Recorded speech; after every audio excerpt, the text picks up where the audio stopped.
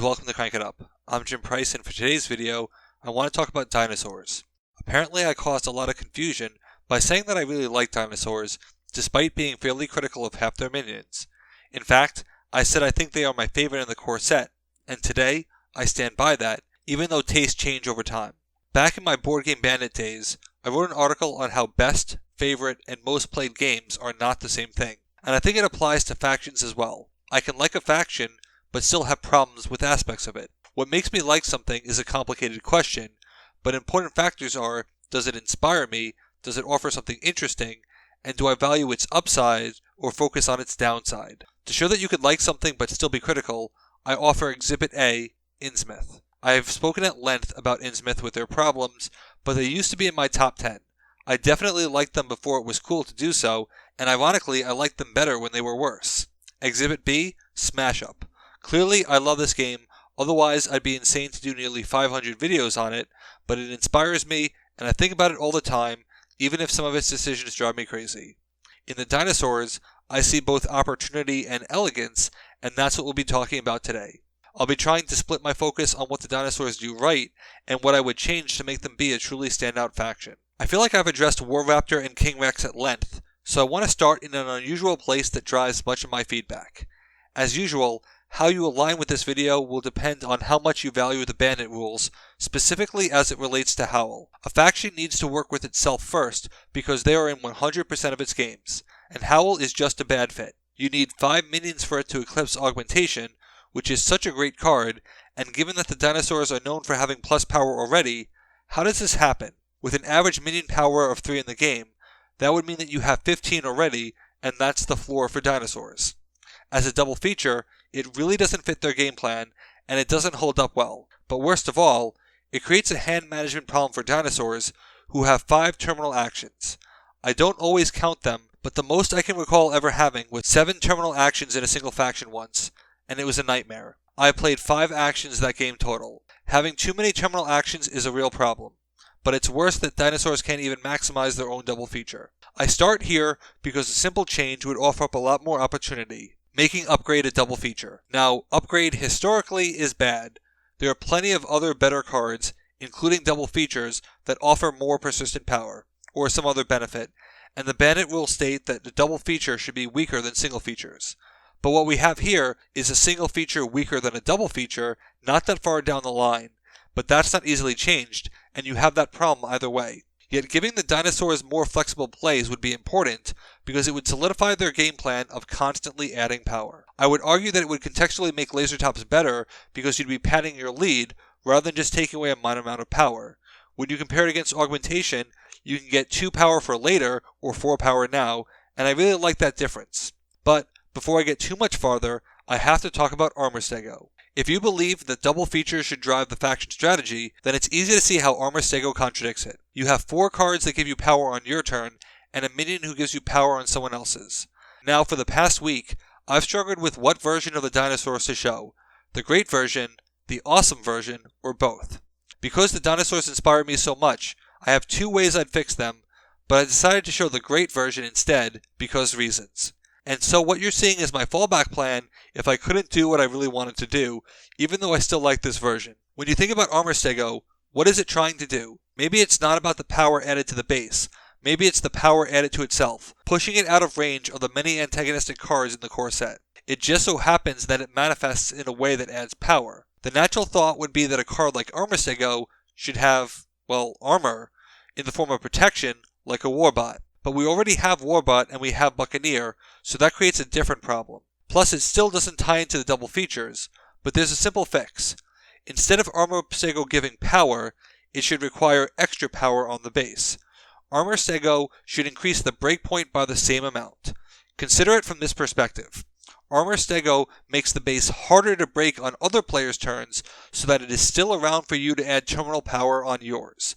It adds space to the breakpoint to accommodate the extra power from the Dinosaurs and would make plays like Upgrade safer. In fact, if you took it one step further, Armor Stego could increase the breakpoint according to its power, which would incentivize you to upgrade it because you get that power on your turn, but you don't give it away. Armor Stego now has a purpose of slowing someone else down to play at your speed and allow you to maximize your turn. And even in its worst form, Armor Stego is still a card that is easily understood within the context of the historical rules. This would make it more open to antagonism, but that would also take the pressure off of your other minions. So what about Lasertops? Admittedly, the great version of Lasertops is a lot harder to solve than the awesome version, because Lasertops is really under attack by a lot of cards. You can increase the raw power of Lasertops to allow for more of a swing, but it occurs to me that Lasertops has an actual laser.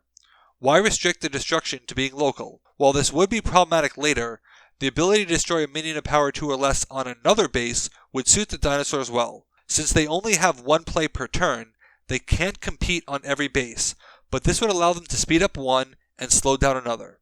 And it's perfectly thematic, and I'd still want to see it optional because that's just a given, but I could also see it being restricted to another player's minion, because destroying yourself is a really bad precedent that sets up VP farming as an entirely different game. By changing the range, you have Lasertop who trades power for reach, whereas Tiger Assassin makes the opposite trade and it helps separate the cards better. When you look at these minor changes, the dinosaurs now start to take shape.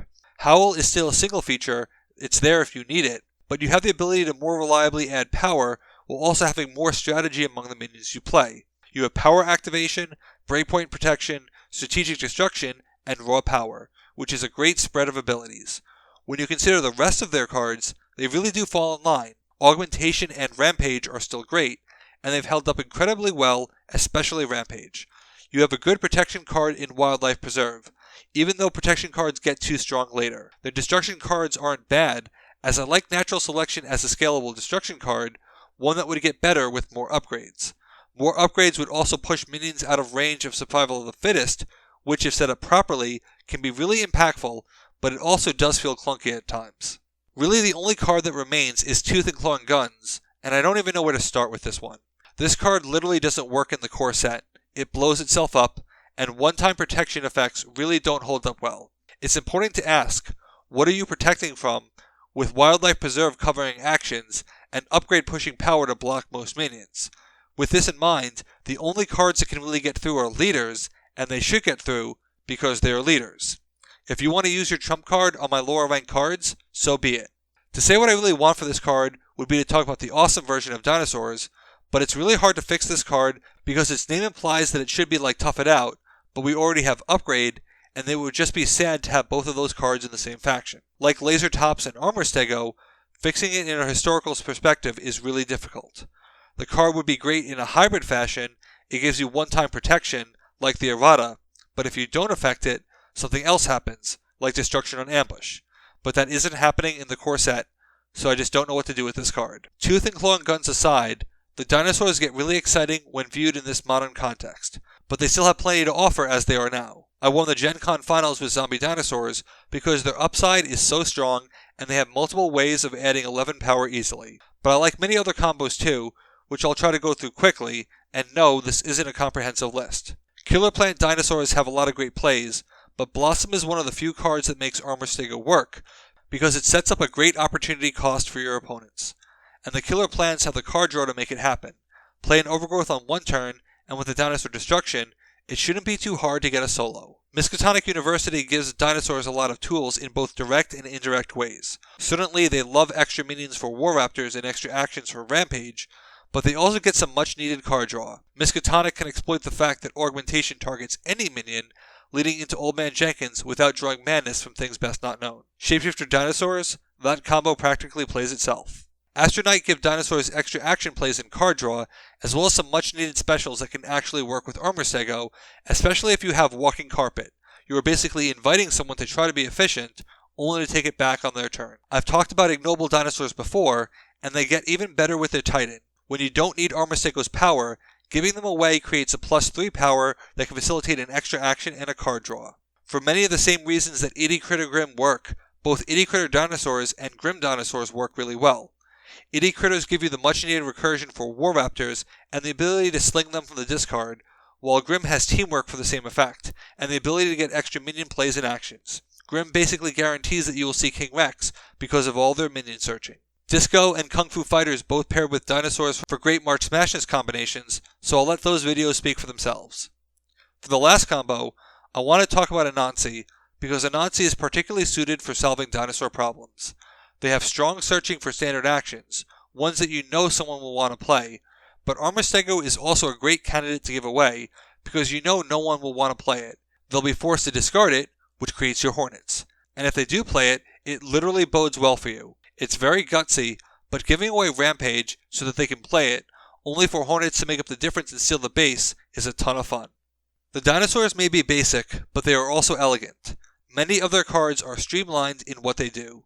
Sometimes I like it when a pitcher is trying to paint a curveball on the outside corner, and sometimes I want them to stop playing around and throw a 102-mile-an-hour fastball down the middle of the plate and say, "Here it is, hit it."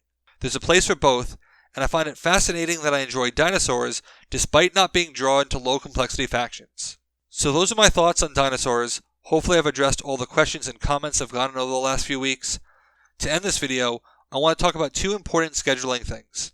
This is the last Smash Up Friday video for 2021, as I'll be taking off on Christmas Eve and New Year's Eve. We will still have the airing of grievances on Thursday because it's Festivus and we have to, but I can also use the extra time to start planning a very special video, Crank It Up's 500th video. I'm planning a supersized video to celebrate everything we do on this channel, and I've got some great Erudia surprises planned, but for Smash Up, I want to know what you want to see. I envision the episode as a series of 5 to 10 minute segments, so if there's something new that you've always wanted to see, leave a comment and I'll definitely consider it. I hope to have some friends of the channel on as well, to give you multiple perspectives, do some different things, and just have fun with it. If I've timed it correctly, it will coincide with our 4-year anniversary, which is just crazy to me. But you know what I've been doing for more than 4 years? Working on Erudia. If you enjoyed this video and the values that I put into design, I strongly encourage you to use the holiday time off to catch up on those videos and see my passion and interest come to life. Just imagine what I can do with a blank canvas, and that's Erudia. So check out the links in the description of this video where you can get the Tabletop Simulator mod and join our Discord where we have a ton of content and spoilers for upcoming stuff. But that's it for this video. Thanks for watching. Be sure to like and subscribe. Let's shut it down.